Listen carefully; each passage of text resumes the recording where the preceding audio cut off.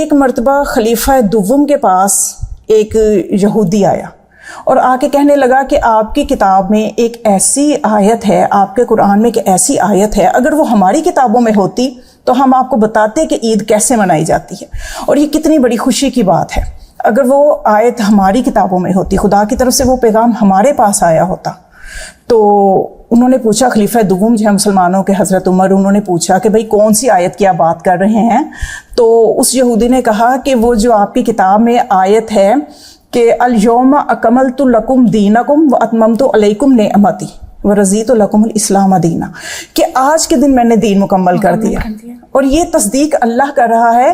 اس نے دین کو مکمل کرنے کی تصدیق بھی کر رہا ہے اور نعمت کو تمام کرنے کی، یعنی یہ کتنی بڑی خوشی کی بات ہے۔ لیکن آپ اس چیز کو اس طرح سے نہیں منا رہے ہیں، اس کو نہیں منایا جا رہا۔ تو یہ جواب سن کے وہ حضرت جو تھے، وہ صاحب جو تھے، وہ خاموش ہو گئے۔ تو پھر ہوا یہ کہ وہی بات کہ نا اس یعنی محمد علیہ السلام کے دنوں کی اس طرح سے چونکہ معرفت حاصل نہیں کی گئی، تو آئندہ کوئی یہ سوال نہ کرے اس کا رستہ روکنے کے لیے، تو اس آیت کو کدھر موڑ دیا گیا کہ وہ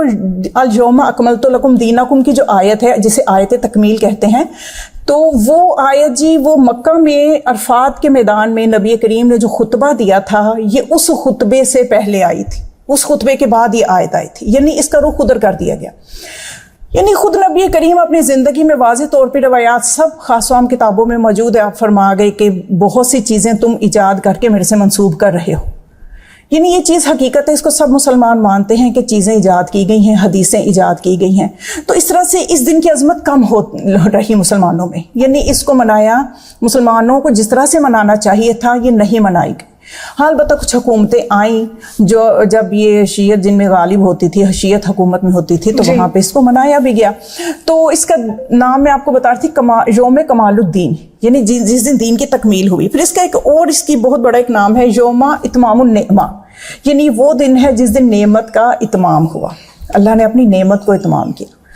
تو بہت فضیلت کا دن ہے، بہت برکتوں والا دن ہے۔ اور اس کو سوال میرا وہی آ رہا تھا کہ آپ نے اتنے سارے نام ہمیں بتا دیے، اتنے سارے ناموں کے بعد جو اس دن سے منسوب تھے، یقیناً غدیر میں کوئی خاص بات رہی ہوگی کہ اس دن کو عید غدیر کے نام سے یاد کیا جاتا ہے۔ جی بالکل، میں وہ سوال جو آپ کا پچھلا تھا وہ رہنا جائے، ظاہر ہے سامعین سن رہے ہیں، ان کا بھی ذہن ابھی وہیں ہوگا کہ اس کا جواب ابھی نہیں آیا۔ تو عید غدیر ہی اس کو کیوں کہا جاتا ہے؟ تو یہ ایسے مقام پہ چونکہ آپ نے خطبہ ارشاد فرمایا تھا کہ اس مقام پہ جو ہے وہ ایک تالاب تھا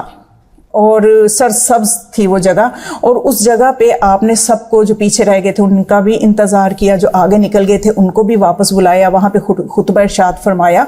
تو تالاب کو غدیر کہتے ہیں عربی میں، اور چونکہ اس جگہ پہ ہی ہوا، اور پھر چونکہ ظاہر عید کا کیا مطلب ہے؟ لوٹ کے آنے والی، جیسے عید الفطر ہے اس کو بھی عید کہتے ہیں، تو یہ لوٹ کے آنے والی ہے۔ تو ہر سال یعنی ہمیں ایک موقع ملتا ہے اللہ کی طرف لوٹنے کا، اس کے ولی کے وسیلے سے، تو یہ عید غدیر، اور جو ہے اس تالاب کی نسبت سے اس کا نام عید غدیر ہے۔ اور دوسرا بھی آپ یہ جو فرما رہی تھی کہ دوسرا سوال آپ نے کہ اس کو عید غدیر جو ہے اس کے نام کے بارے میں آپ کچھ بات کر رہی تھی کہ اس کے اتنے نام ہیں، تو ہاں جی ان ناموں میں بہت فضیلت ہے۔